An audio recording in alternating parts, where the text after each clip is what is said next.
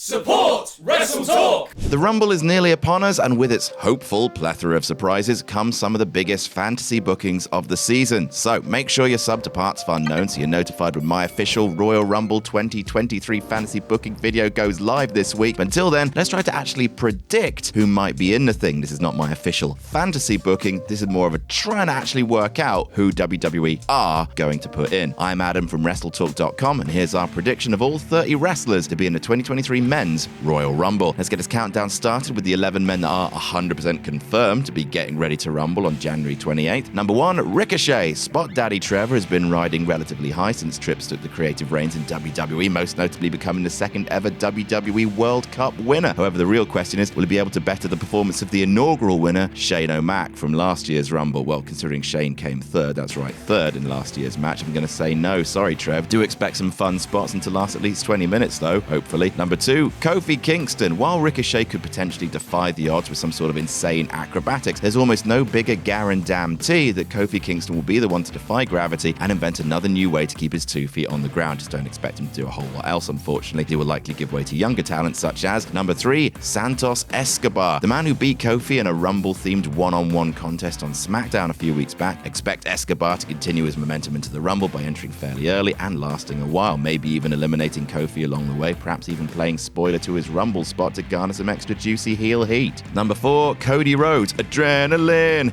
in my soul. Cody's winning the Rumble.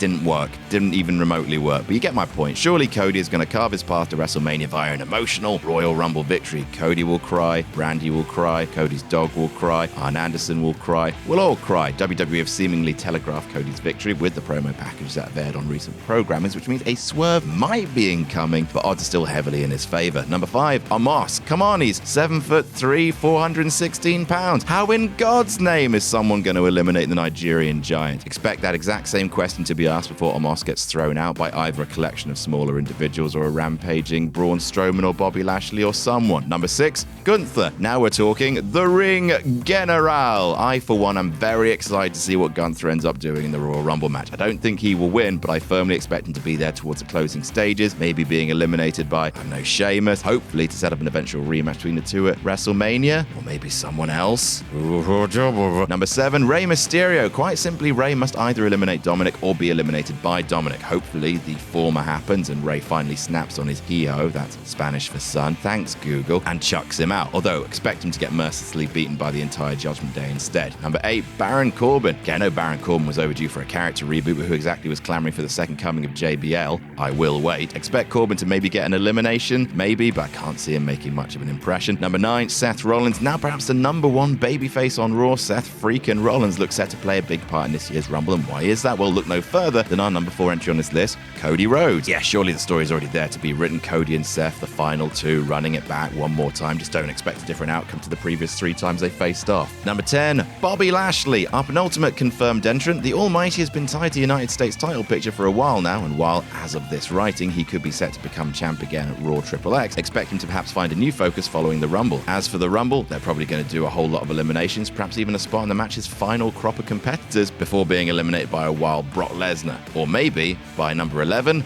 Austin Theory. Well, just a few months ago, Austin Theory looked to be dead in the water following his unsuccessful Money in the Bank cash-in. Fast forward to the start of the year, and Vince's real son has completed a career 180, ditching the goofiness of his prior gimmick and becoming a much more serious presence on the Raw main event scene. As for the Rumble, I would also expect a strong showing, perhaps entering towards the back end of the match and getting a few notable eliminations before ultimately falling short, or maybe he'll win the thing if Vince manages to wrestle creative control back in time for the 28th. Bleak. Number 12, 13, 14, and 15, Jim Uso, Jey Uso, Solo Sikoa, and Sami Zayn.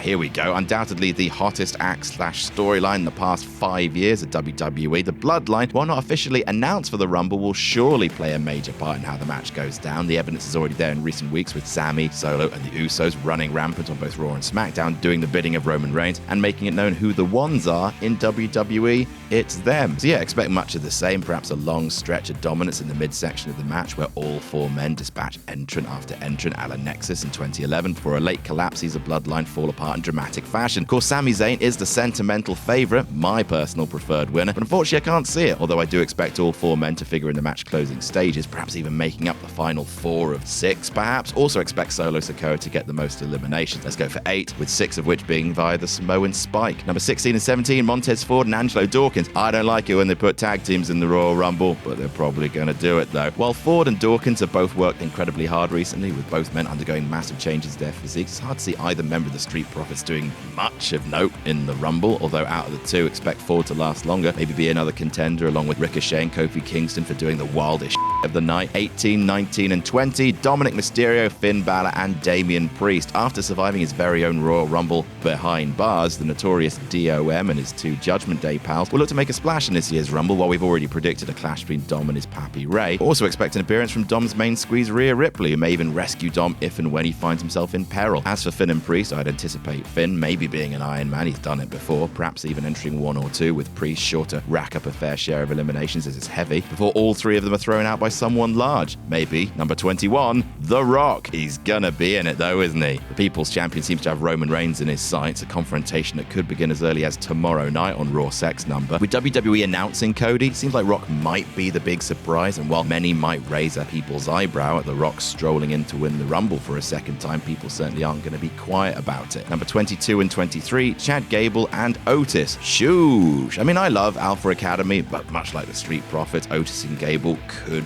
be in the Rumble, and if they are, they're there to make up the numbers. Although here's a suggestion. Remember that spot from the Women's Rumble a few years back where Otis saved Mandy Rose from being eliminated? Do that again, but this time for Gable. That would be nice. Number 24, Matt Cardona. Okay, so this could happen, right? How about the Rumble sees the return of Matt Cardona? Not Zack Ryder, Matt Cardona. That's right, after a whole lot of rumors and innuendo regarding whether Chelsea Green and Cardona will emerge in WWE or not, how about both of them do on the same night? While some more casual WWE fans may carry a slight look of confusion upon seeing Cardona show up without the woo-woo-wooness he was known for, by ditching the past failures of the Ryder character, Cardona could legitimately begin again in WWE, only this time as a real credible competitor. A solid Rumble showing and nice return pop would set him off on the right foot, and that's what we envision happening, maybe. Number 25 and 26, Drew McIntyre and Sheamus. Seriously questionable tag team name aside, the Banger Bros of Drew and Sheamus have been a real treat since properly aligning together upon the former's return from injury, and while we are without question going to be in for some friendly slapping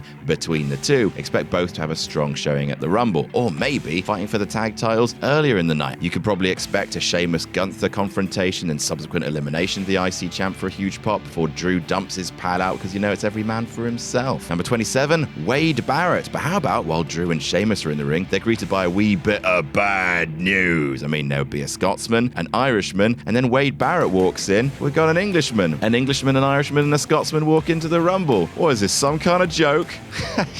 Number 28, Pat McAfee, and swooping in to fight Wade Barrett for Michael Cole's undying love and affection is none other than Pat McAfee. Considering just how strong a showing Pat had at last year's WrestleMania, could be foolish to not run it back once again. McAfee is a true natural in the ring, competing in a Rumble does make sense. Don't get me wrong, I love Wade Barrett, but Pat's presence has definitely been missed, so let's get him in the Rumble exclusively to throw out Baron Corbin if nothing else. Number 29, Braun Strowman, looking to win his second Royal Rumble match because the greatest Royal Rumble counts, apparently. Braun Strowman is at the very least guaranteed to get a handful of eliminations because he's big in that. If Sheamus and Gunther don't end up butting heads, expect Braun to be the one to maybe throw the IC champion out for a modicum of revenge for his recent loss on SmackDown before getting ganged up on by the entire Bloodline for a classic big guy 4-on-1 elimination. And number 30, the Great Muta. Alright, we're really shooting for the stars with this one, but it's not impossible. WWE have probably got some kind of beneficiary for allowing Pro Wrestling Noah to have Shinsuke Nakamura for the Muta retirement tour. I mean, probably. What better way to call in that favor than by having the man himself show up in the Rumble match and WWE for the very first time? Muta is a bona fide legend and someone that deserves to have at least one piece of that WWE spotlight on him. If this was Vince's WWE,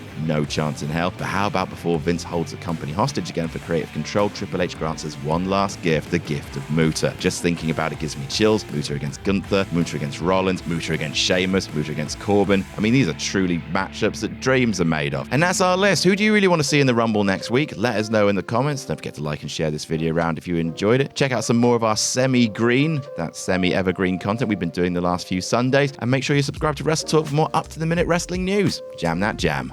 You're Shane. Last year, many at the executive level of WWE clearly didn't think it was right to allow Vince.